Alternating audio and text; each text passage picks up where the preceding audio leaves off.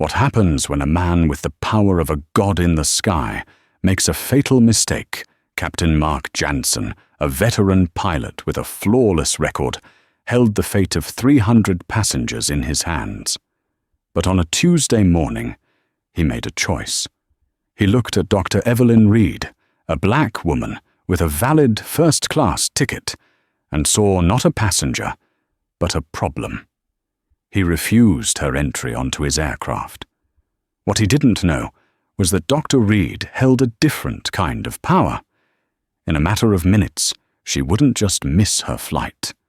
She would ground his entire career forever. This is the story of how one woman's quiet dignity unleashed a storm of karma that no one saw coming. The air in Terminal C of Chicago O'Hare International was a familiar cocktail of recycled oxygen Cinnabon and low-grade anxiety. It was 6:15 a.m., and the pre-dawn light struggled to pierce the sprawling windows, casting long, weary shadows across the polished floors. Dr. Evelyn Reed sat near gate C37, her gaze fixed on her phone, but her mind was 1,000 miles away in Baltimore. The text message from her brother was a terse clinical update: "Mom's stable." But the next 24 hours are critical. They're monitoring her pressure. Hurry! Evelyn was not a woman given to panic. In her line of work, panic was a liability, a contagion that could compromise everything. For 15 years as a senior air safety investigator and compliance officer for the Federal Aviation Administration (FAA), she had cultivated an aura of impenetrable calm. She had walked through the smoldering wreckage of fallen aircraft, interviewed shell-shocked survivors, and cross-examined corporate lawyers with the same unblinking, methodical poise. But this was different. This was her mother. She clutched her leather briefcase, a silent testament to her life's work. Inside her credentials sat nestled beside a worn photo of her mother, both symbols of the two pillars of her existence: duty and family. Today the latter had absolute priority.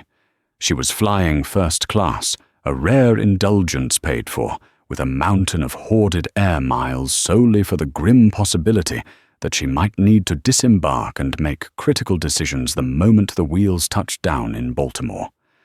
Every minute counted. The boarding call for Flight 812 to BWI began a tinny automated voice slicing through the terminal's murmur. Evelyn stood her 5'9" frame, exuding an understated authority. She wore a simple tailored navy blue pantsuit, practical and professional. She joined the priority line for Group 1, her boarding pass, a crisp white rectangle held ready in her hand. The gate agent, a young woman named Sarah with a name tag that seemed too large for her nervous frame, offered a practiced, tired smile. "Good morning. May I see your pass?" Evelyn handed it over. Sarah scanned it. The machine beeped affirmatively. "Thank you, Dr. Reed. Have a pleasant flight." Evelyn nodded and took a step toward the jet bridge, the gateway to the aircraft, and more importantly, to her mother. "Hold on a minute." The voice was deep, resonant, and coated with an unshakable layer of command. It came from the mouth of the jet bridge. Standing there, silhouetted against the plane's interior lights, was the pilot. He was tall with silvering temples and the kind of chiseled, confident jawline often seen in airline commercials. His crisp white shirt was adorned with 4 gold stripes on each epaulette. This was Captain Mark Jansen. He didn't look at Evelyn. He looked at Sarah, the gate agent. "What did you just do?" Sarah blinked, flustered. "Sir, I just scanned her boarding pass. She's in Group 1. Captain Jansen's eyes, a startlingly cold blue, finally fell on Evelyn. They didn't see a first-class passenger or a worried daughter. His gaze swept over her, a clinical dismissive appraisal that lasted no more than 2 seconds, but felt like an eternity. He saw her dark skin, her neat braids, her professional attire, and somehow his mind processed this information into a single damning conclusion. She doesn't belong here. "There's a problem with the seat," he said, his voice dropping to a conspiratorial murmur directed at Sarah, but loud enough for Evelyn to hear. "The reclining mechanism in 2A is broken.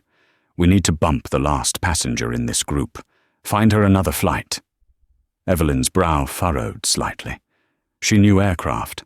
Seat mechanisms failed, but the protocol was to inform the passenger and offer a different seat on the same flight if available, not to summarily deny boarding. Captain Evelyn said, her voice even and calm. "I'm Dr. Reed, seat 2A. If there's an issue with the seat, I'm perfectly fine with taking another available seat in the cabin." Jansen turned his full attention to her now. A flicker of annoyance crossed his face. He wasn't used to being questioned. "Ma'am, the flight is completely full. We have no other seats. You'll have to speak with the gate agent to get rebooked." Sarah, looking increasingly uncomfortable, began typing furiously at her console. "Captain, I don't see any maintenance report on seat 2A, and the flight manifest shows 2 open seats in Economy Plus." The captain's jaw tightened. He took a half step out of the jet bridge, closing the distance between them. He lowered his voice, but it gained a sharp, menacing edge. "Are you telling me how to manage my aircraft, Sarah? I am the captain, the final authority. I'm telling you the seat is inoperable, and for safety reasons it cannot be occupied. Now this passenger is holding up the boarding process. Rebook her." He had drawn a line in the sand. This wasn't about a broken seat. Evelyn knew it. Sarah knew it. And deep down, Captain Jansen knew it. He had made a snap judgment based on prejudice, and now his pride, as vast and unyielding as the sky he flew, would not allow him to back down. Evelyn held his gaze. Her heart was pounding a frantic drumbeat of worry for her mother and a rising tide of indignation. "Captain," she said, her voice losing none of its composure, "I am a ticketed first-class passenger on this flight. There are available seats on this aircraft. Denying me boarding without cause is a violation of the conditions of carriage. I need to get to Baltimore for a family emergency." He gave a short, derisive laugh. "A family emergency. I've heard that one before. Ma'am, my decision is final. You are not getting on this plane." He turned his back on her, a gesture of absolute dismissal, and gestured for the next passenger in line to proceed. He had cast his judgment, and in his mind the matter was closed. He was the captain. He was untouchable. And Dr. Evelyn Reed was just another problem left behind on the cold floor of Gate C-37. He had no idea he had just clipped his own wings. The line behind Evelyn had ground to a halt. A ripple of confusion and muttered complaints spread through the other passengers. They saw a uniformed captain, a flustered gate agent, and a poised black woman standing her ground. It was a tableau of uncomfortable, unspoken tensions. Evelyn did not move. She was a rock in the stream of the boarding process. "Captain Jansen." She repeated her voice, cutting through the murmurs with quiet precision. Her use of his name made him turn back, his irritation now blossoming into visible anger. "I have given you a lawful order as the captain of this aircraft," he snapped, his voice rising. "You are delaying our departure. Step aside now, or I will have airport security remove you." The threat hung in the air heavy and ugly. Evelyn felt a surge of adrenaline. All her training, all her years of de-escalating tense situations came to the forefront. She took a slow, deliberate breath. "Let's be very clear about the situation," she said, addressing both Jansen and the increasingly pale gate agent Sarah. "You are claiming a mechanical failure in seat 2A, yet there is no maintenance log entry. You are claiming the flight is full, yet your own agent's console shows available seats. You are refusing to provide a specific verifiable reason for denying me a confirmed ticketed passenger from boarding. I am asking you one more time as captain of this vessel to state the official reason for your decision." Her language was deliberate, formal, almost legalistic. She was no longer just a passenger. She was an investigator, building a case, brick by methodical brick. From inside the jet bridge, the first officer, a younger man named David Chen, appeared. He saw the standoff and his eyes widened. He glanced at Jansen, then at Evelyn, then at the line of impatient passengers. "Mark, what's going on?" he asked, quietly touching the captain's arm. "Dispatch is asking for our final passenger count." Jansen shook him off. His face was now flushed, his professional veneer cracking under the pressure of Evelyn's calm defiance.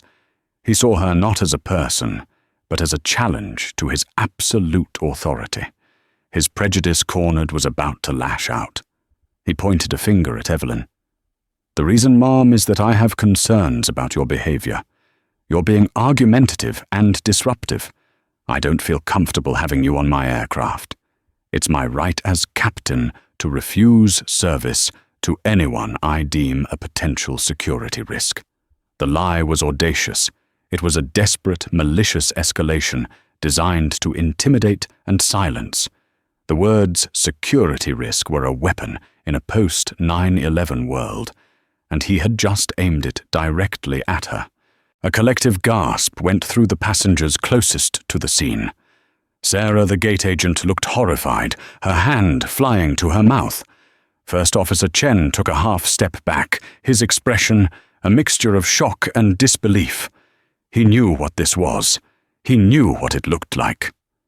Evelyn felt the sting of the accusation, a cold fury that she expertly compressed into a diamond-hard point of focus. Her mother's face flashed in her mind. This man, this arrogant, prejudiced man, was not just insulting her. He was actively preventing her from getting to her dying mother's bedside based on a lie born of his own bigotry. "A security risk," she repeated, her voice dropping to a near whisper, yet carrying more weight than Jansen's shout. "Captain, you are making a very serious allegation. On what grounds are you making that assessment? Please be specific. What have I done that is disruptive? What behavior have I exhibited that constitutes a threat?" He was cornered. He had no specifics. He had only his own baseless gut-level prejudice. "I don't need to explain myself to you," he snarled. "My assessment is enough. Sarah, call security. Now." Sarah stood frozen, her eyes darting between the captain's furious face and Evelyn's unnervingly calm one. "But, Captain, she hasn't done anything." That was an order, he bellowed. The authority in his voice, the ingrained command of a captain on his ship, finally broke Sarah's paralysis. With a trembling hand, she reached for the phone. Evelyn held up a hand, a simple gesture that was so full of authority, it made Sarah pause. "That won't be necessary, Sarah." She turned her gaze back to Jansen. The cool, analytical mind of the investigator had taken complete control. The worried daughter was still there, but she was now encased in 15 years of federal training. "Captain Mark Jansen," she said, her voice devoid of all emotion now, as if she were reading a formal report. "You have chosen to escalate this situation based on false pretenses. You have publicly and baselessly labeled me a security risk. You have ignored protocol and the evidence provided by your own gate agent.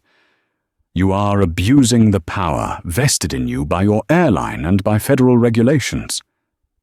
She paused, letting the weight of her words settle into the now silent gate area. The other passengers were no longer just watching. They were witnessing something profound, a tipping point they couldn't quite understand, but felt in their bones. "Enjoy your flight to Baltimore," Evelyn said, her voice laced with an icy finality. She then took a deliberate step back from the boarding line, turning away from the jet bridge. She looked at Sarah, whose face was a mask of regret and fear. "Please close out the flight, Sarah. The captain has made his decision." With that, Evelyn walked to a deserted cluster of seats a few yards away, her posture ramrod straight. She did not look back as Sarah, on Jansen's clipped command, made the final boarding announcement, and the jet bridge door slid shut with a pneumatic hiss. The seal was broken. The flight was lost. Captain Mark Jansen, watching her go, felt a surge of triumphant relief. He had won. He had asserted his authority and removed the problem. He turned to his first officer, a self-satisfied smirk on his face. "See, that's how you handle troublemakers, Dave. You can't let them walk all over you." First Officer Chen said nothing. He looked through the window at the woman sitting alone in the terminal. He had a sinking feeling in his stomach, a professional intuition that the real trouble hadn't been avoided. It was just beginning. From his cockpit seat, Captain Mark Jansen conducted his pre-flight checks with a renewed sense of vigor.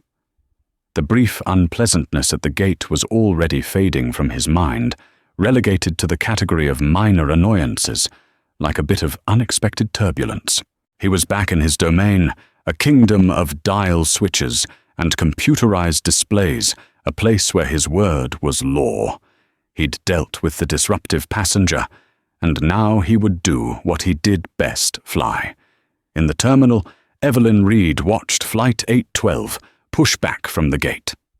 A pang of raw anguish hit her as she imagined the distance between herself and her mother growing at a rate of 500 miles per hour. But she did not allow the grief to surface. Grief was a wave, and she had to be a lighthouse, strong, steady, and unmoving. She pulled out her phone, but she didn't look up other flights. She didn't call customer service to complain. She scrolled through her contacts to a number she rarely used outside of official business, a direct line that bypassed secretaries and switchboards. She pressed the call button. It was answered on the second ring. Thompson. The voice on the other end was gravelly, no nonsense. Director Robert Thompson was the head of the FAA's National Office of Compliance and Enforcement. He was Evelyn's boss, a man who had seen everything in his 30 years of aviation oversight. "Robert, it's Evelyn Reed," she said, her voice steady. "Evelyn, I thought you were on personal leave. Is everything all right with your mother? That's why I'm calling. I'm at O'Hare Gate, C-37. I was just improperly denied boarding on American Airlines Flight 812 to Baltimore." Thompson was silent for a moment. He knew Evelyn. He knew she was the least dramatic, most fact-based person in his entire department. For her to use the phrase improperly, denied boarding meant something serious had occurred. "Talk to me," he said. And so she did. In a calm, dispassionate monologue that lasted no more than 90 seconds, Evelyn laid out the facts, and only the facts. She detailed the captain's initial claim of a broken seat, the gate agent's refutation, the presence of empty seats, the captain's subsequent escalation to labeling her a disruptive and security risk without any behavioral justification, and his final refusal to allow her on the aircraft. She gave him the flight number, the captain's name, and the names of the gate agent and first officer as witnesses. She omitted the one detail that burned in her heart, the cold, dismissive look in Jansen's eyes that told her this was about the color of her skin. The FAA dealt in regulations, not emotions. The facts alone would have to be enough. When she finished, the line was quiet. Thompson let out a long, slow breath. "He called you a security risk to your face, in front of witnesses. Correct. And you are currently still at the gate. Affirmative. The aircraft is taxiing to the runway." Thompson's voice changed. The concern was replaced by a cold, hard anger that Evelyn knew all too well. It was the anger of a man who saw the complex vital system he was sworn to protect being corrupted from within. A pilot's ultimate authority, the care and command doctrine, was sacrosanct, designed to ensure the safety of everyone on board. It was not a tool for personal prejudice. Jansen hadn't just insulted a passenger, He had abused a sacred trust. "Stay where you are, Evelyn. Don't move. I'm making a call." The line went dead.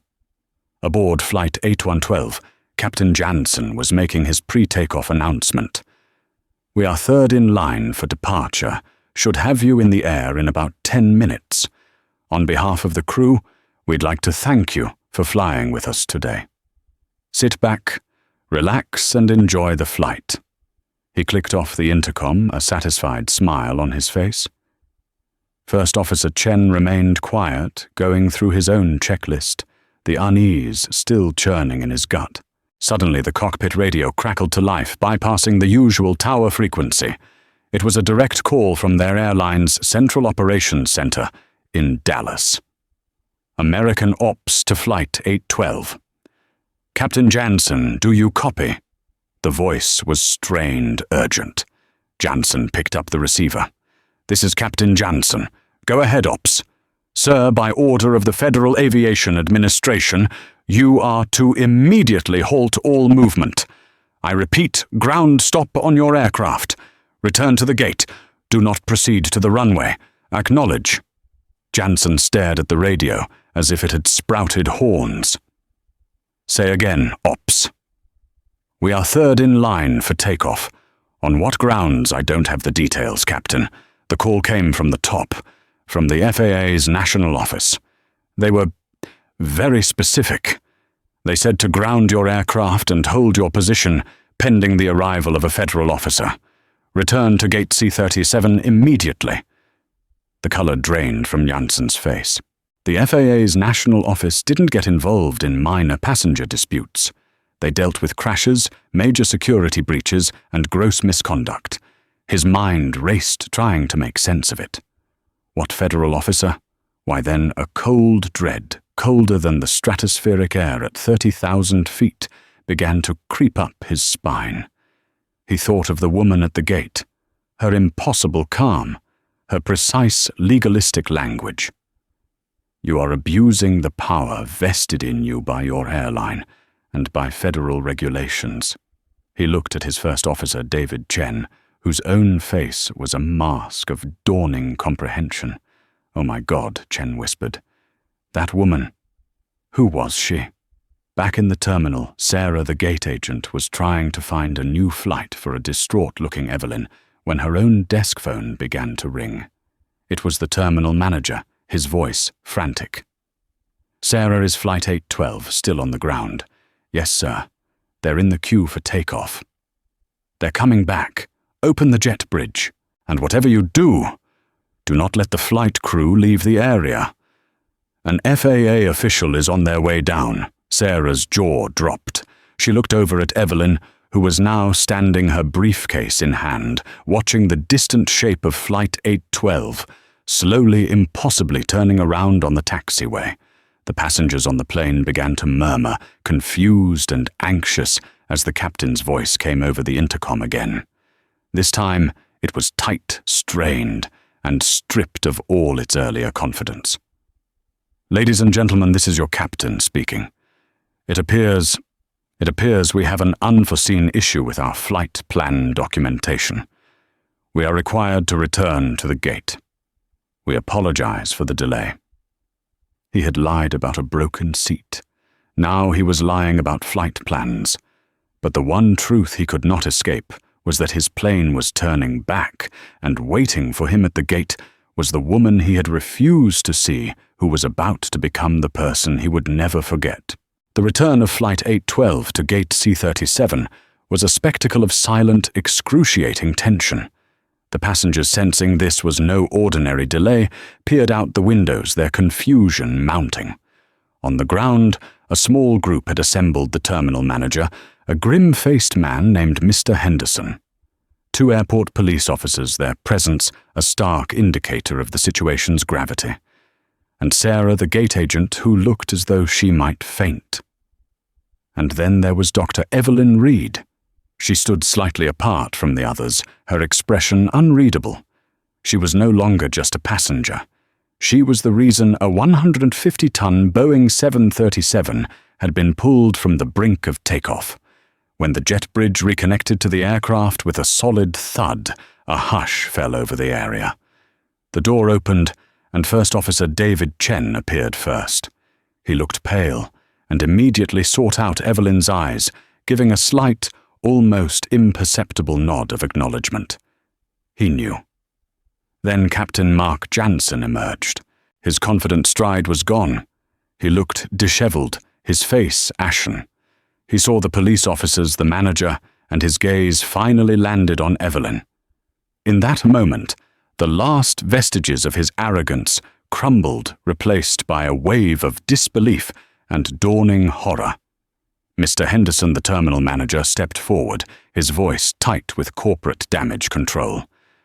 Captain Jansen, there's been a directive from the FAA. We need you and your first officer to come with me to the operations office.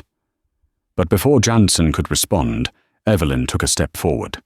She held up her credentials, the gold FAA seal gleaming under the harsh terminal lights. That won't be necessary, Mr. Henderson, she said, her voice clear and resonant. This is now an active federal investigation. The cockpit and its crew are under my jurisdiction until further notice. She addressed Jansen directly, her eyes locking onto his. Captain Mark Jansen, I am Senior Compliance Officer, Dr. Evelyn Reed of the Federal Aviation Administration Badge number 77, Alpha Kilo. Pursuant to Title 49 of the U.S. Code of Federal Regulations, I am officially informing you that your airman certificate is provisionally suspended, effective immediately pending a full review of your conduct in the matter of denying boarding to a passenger on this flight. She spoke the words with the flat, emotionless precision of a surgeon. Each word was a nail being hammered into the coffin of his career, provisionally suspended. The phrase echoed in the cavernous space. It wasn't a complaint to be filed, a report to be written. It was an immediate catastrophic event. It meant he was grounded. He could not fly. He was a captain with no command, a pilot with no wings. Jansen stared at her, his mouth agape. You can't do that. He stammered the words, tumbling out in a desperate rush.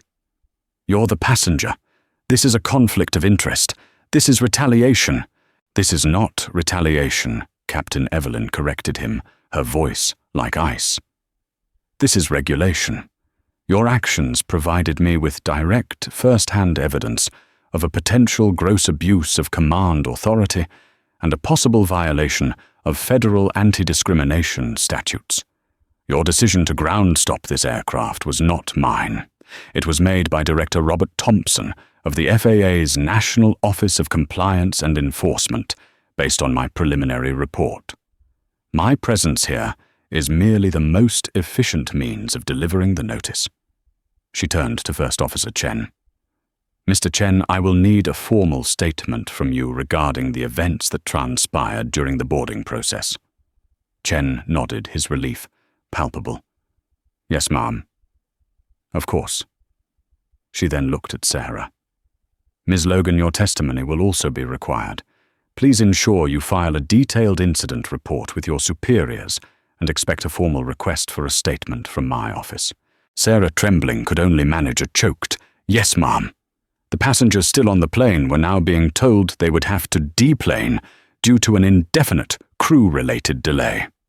A wave of groans and angry shouts filled the cabin, but it was a distant noise to Jansen. His entire world had shrunk to the space between him and the woman he had dismissed less than an hour ago. He had built his identity, his entire sense of self-worth, on the 4 stripes on his shoulder.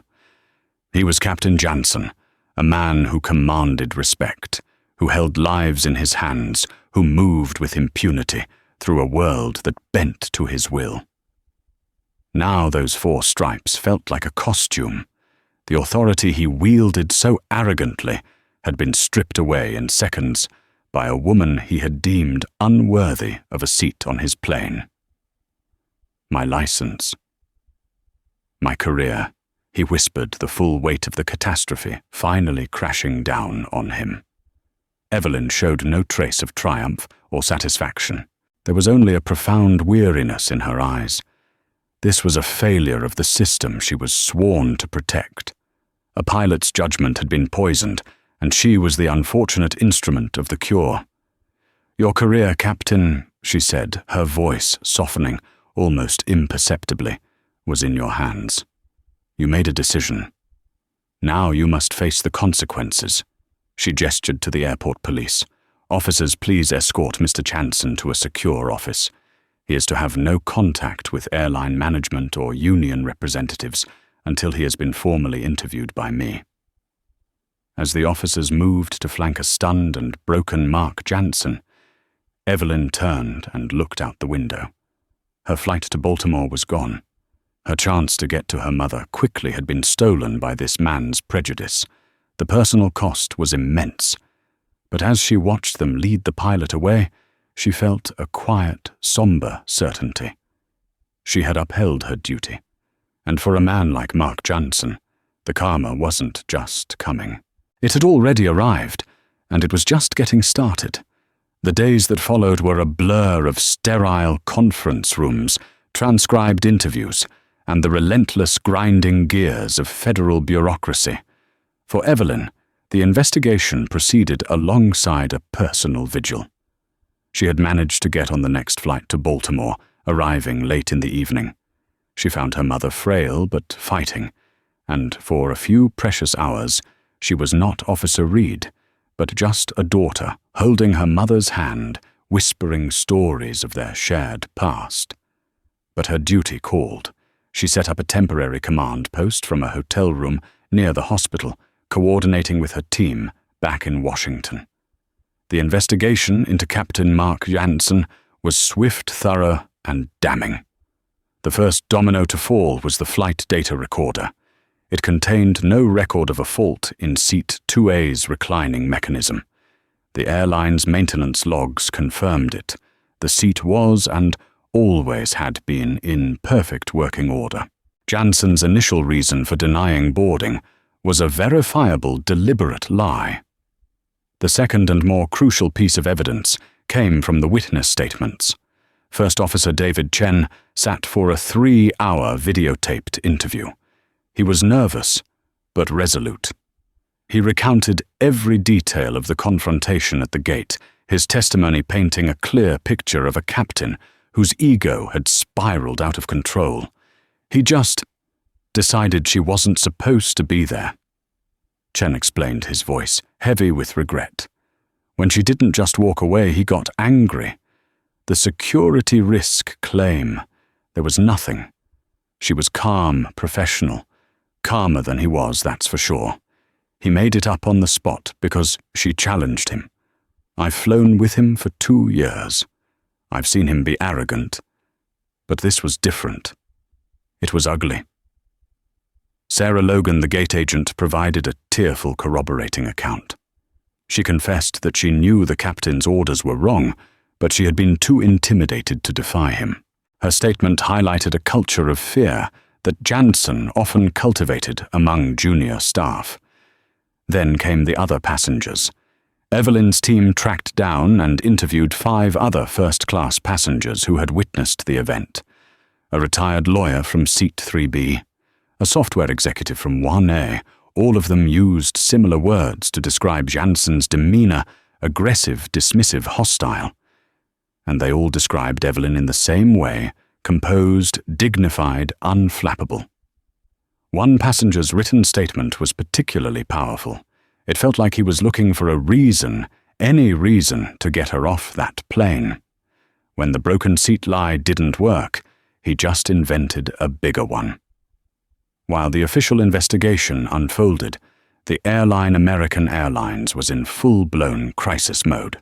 Their legal team initially tried to frame the incident as a misunderstanding, a captain making a difficult judgment call under pressure. They hired a high-powered law firm, represented by a slick attorney named Benjamin Carter, to handle Jansen's case. Carter's strategy was to attack Evelyn. In preliminary filings, he accused her of a vindictive abuse of power, claiming she used her FAA position to retaliate for a minor travel inconvenience. He portrayed Jansen as a decorated 25-year veteran pilot with an unblemished safety record, a hero being persecuted by a power-hungry bureaucrat. It was a strategy that exploded on the launchpad. The FAA, under Director Thompson's unwavering command, presented Carter with Jansen's personnel file obtained via federal subpoena. While his flight safety record was indeed perfect, his file was littered with a dozen low-level passenger complaints over the past 5 years. Complaints of arrogance, condescending attitude, and unprofessional conduct. Tellingly, 4 of those complaints were from women of color. The airline had dismissed them all as subjective, never seeing the pattern, but now, seen through the lens of the Gate C-37 incident, the pattern was undeniable. The final piece of the puzzle was Mark Jansen himself.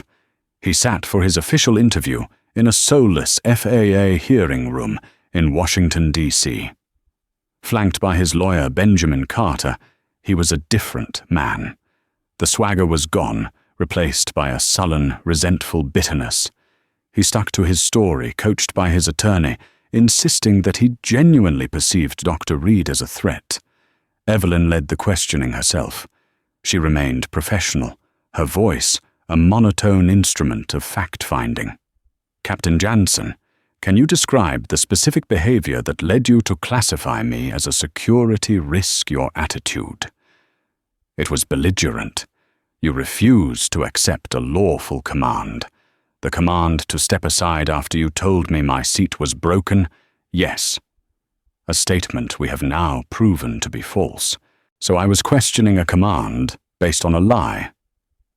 Is that what you define as belligerent? Carter jumped in. Objection. The officer is characterizing the witness's testimony. Evelyn ignored him. Captain, let's talk about your personnel file. On May 12, 2023, a passenger, a Mrs. Hernandez, filed a complaint about your demeaning tone. On September 3, 2024, a Ms. Adebayo complained you treated her like she was invisible. Do you see a pattern here? Captain, I fly thousands of people a year. Jansen spat back, his composure cracking. You can't please everyone. A few disgruntled passengers don't make a pattern. They do, Evelyn stated calmly, when they culminate in the abuse of command authority to deny a passenger boarding based on what appears to be, for all intents and purposes, personal prejudice. The interview was a disaster for Jansen. His defensiveness, his inability to provide a single concrete fact to support his security risk claim, and his visible resentment toward Evelyn sealed his fate. He wasn't just a pilot who made a mistake. He was a man who refused to acknowledge the truth even when it was laid bare before him. The FAA's review board hearing was scheduled. It was no longer a question of if he would be disciplined, but how severely. The anatomy of his fall was complete, meticulously documented in a file hundreds of pages thick. And it all began with a 2-second glance, a snap judgment, and the unshakable dignity of the woman he had wronged. The FAA formal hearing was less a trial and more a final damning sentencing. The evidence was so overwhelmingly against Mark Jansen that his lawyer Benjamin Carter could do little more than plead for leniency based on his client's long and technically proficient service record. The 3-person review board was unmoved. The chairman, a veteran air traffic controller with a face like a weathered map, read the verdict in a grim, unwavering tone. Captain Mark Jansen, the board finds that you knowingly falsified a safety concern to deny boarding to a passenger. You subsequently made a baseless and malicious claim of a security risk to intimidate that passenger and justify your actions.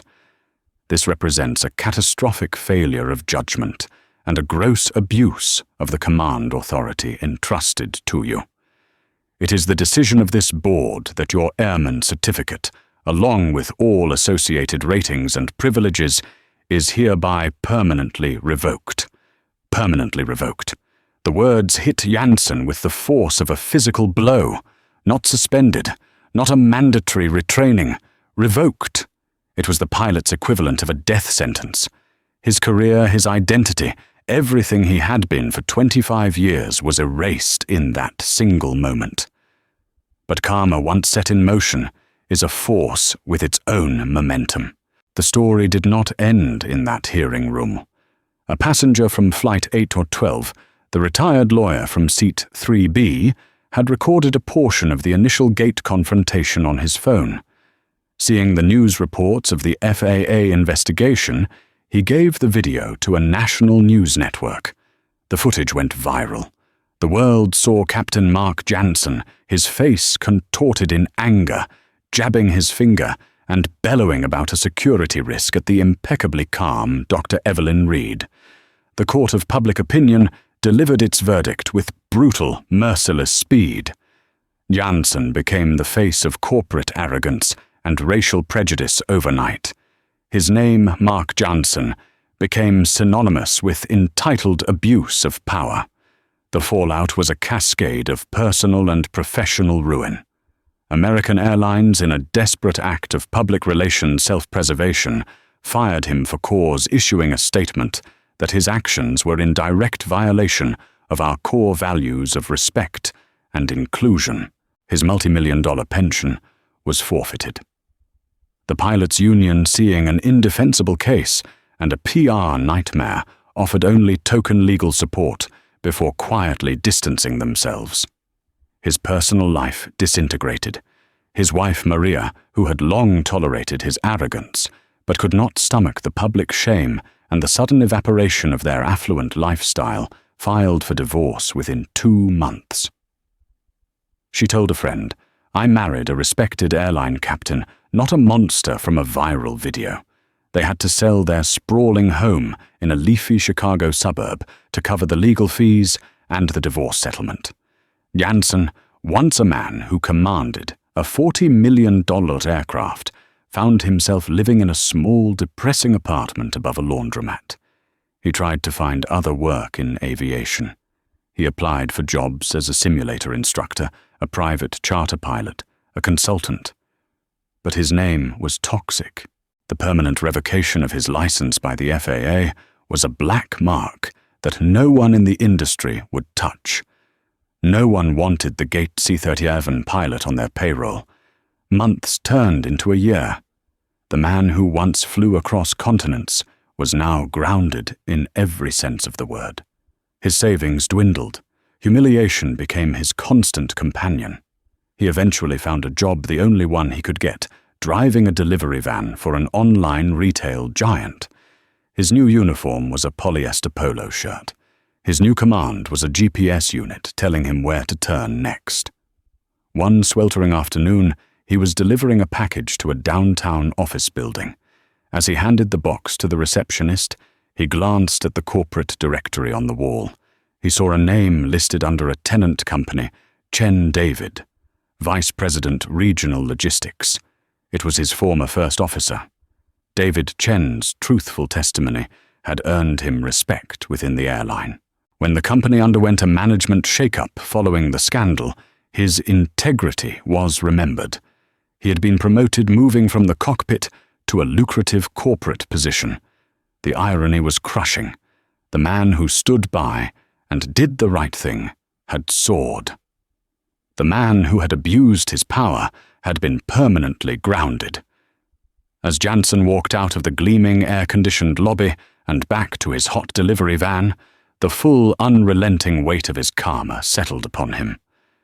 He hadn't just lost his job. He had lost his world, all because he couldn't stand the sight of a black woman in seat 2A. Meanwhile, in Baltimore, Evelyn's mother had pulled through. The recovery was slow, but she was alive. Evelyn, cleared of any conflict of interest accusations, had returned to her work with a renewed sense of purpose. She never spoke of the incident unless required to for official proceedings. She took no pleasure in Jansen's downfall. To her, it was simply the logical, necessary outcome of a system correcting a fatal flaw. Her victory wasn't in his ruin, but in the quiet moments, holding her recovering mother's hand, a future that Mark Jansen's prejudice had almost stolen from her. The story of what happened at Gate C-37 did not fade with the 24-hour news cycle. It lodged itself in the public consciousness, becoming a cultural touchstone, a viral shorthand for corporate arrogance and the quiet dignity of resistance. It evolved from a news report into a case study, a cautionary tale whispered in airline boardrooms, and a rallying cry for civil rights advocates. The ripples from that single ugly confrontation spread far and wide, reshaping careers, corporate policies, and the very culture of the skies. The first and most significant ripple was the legal tidal wave that crashed down upon American Airlines. Initially, their public relations team tried to contain the damage, issuing a tepid statement about an unfortunate passenger interaction and a personnel matter under review. This strategy of corporate obfuscation was annihilated the moment the passenger's cell phone video hit the internet. The raw footage of Captain Jansen's snarling condescension, juxtaposed with Dr. Reed's formidable calm, was indefensible. Seeing the airline on its heels, the NAACP, along with a coalition of other civil rights groups, filed a multi-million-dollar class action lawsuit. They weren't just representing Evelyn Reed, who was not a party to the suit, as her role was that of a federal official, but all passengers of color who had been subjected to discriminatory practices. Their lead counsel, a formidable attorney named Maya Adebayo, stood on the courthouse steps and delivered a statement that defined the battle to come. "This is not about one rude pilot," she declared, her voice ringing with conviction. "This is about a corporate culture that allowed a man like Mark Jansen to fester in its ranks, ignoring complaint after complaint until his bigotry finally exploded in a way the world couldn't ignore. We are not seeking just damages. We are seeking deep structural and permanent change." Faced with the damning video, the testimony of Chen and Logan, and the pattern of prior complaints unearthed by the FAA, the airline's legal team knew a court battle was unwinnable. The settlement negotiations were intense, but Maya Adebayo and her team held firm. The final agreement included a massive financial payout to a fund for civil rights advocacy, but the true victory lay in the non-monetary terms. The airline was legally bound to scrap its existing customer service and command authority training. In its place, they were to implement a new comprehensive program designed by a top-tier DEI consulting firm, the very firm Evelyn Reed had recommended in an advisory capacity. This new mandatory curriculum, rolled out to all 130,000 employees, became known internally as the C-47 Protocol. It involved immersive scenario-based training, where pilots were put in simulators and confronted with situations designed to test for implicit bias. Gate agents were drilled on new empowerment protocols, giving them the authority and the obligation to report and delay a flight if they witnessed a captain acting in a discriminatory or abusive manner. Sarah Logan, the once timid gate agent, became an embodiment of this new era. Her courage in providing a truthful, unflinching statement against a senior captain was celebrated by the airline's new leadership. They promoted her to a regional training supervisor. In a conference room in Dallas 6 months after the incident, she stood before a class of new hires, her voice steady and confident. "There will be times when you are pressured to look the other way," she told them, "when it feels easier to just follow an improper order. But your job is to be the first line of defense for our passengers and our values. Remember Gate C-37. That will never happen again on our watch because you are empowered to stop it." First Officer David Chen, too, saw his integrity rewarded. He was offered a position in the Flight Operations Management Team, where his perspective was deemed invaluable. He became a mentor for new pilots, often speaking at training academies. He would stand before auditoriums full of young, ambitious aviators and talk about the pressures of the cockpit. The hardest decision you'll ever make up there won't be in a storm or with a failing engine, he'd say. It will be when your captain is wrong, and you have to choose between your career and your conscience. Let me tell you from experience, choose your conscience. The respect you earn from that choice is the only thing that will keep you flying high in the long run. For Evelyn, life settled into a new kind of normal. The glare of the media spotlight faded, and she was able to fully return to the quiet, vital work she loved. Her mother, after a long and difficult recovery, was finally back home, her laughter once again filling the small Baltimore house Evelyn had grown up in. One evening, as they sat on the porch watching the sunset, her mother took her hand. "I ever tell you how proud I am, Evie," she said, her voice soft but strong. "I watched that video. It must have taken everything in you not to scream at that man." Evelyn smiled a rare, unguarded expression. "Screaming wouldn't have helped, Mama. The rules, the regulations, that's the language people like him are forced to understand. I wasn't fighting for me. I was fighting for the next person who looks like me, who might not have a badge and a director on speed dial." She looked out at the darkening sky. All those years walking through wreckage trying to find answers in the chaos. It's all been about making the system better, safer. I never thought one of the biggest dangers to the system would be the prejudice in a man's heart.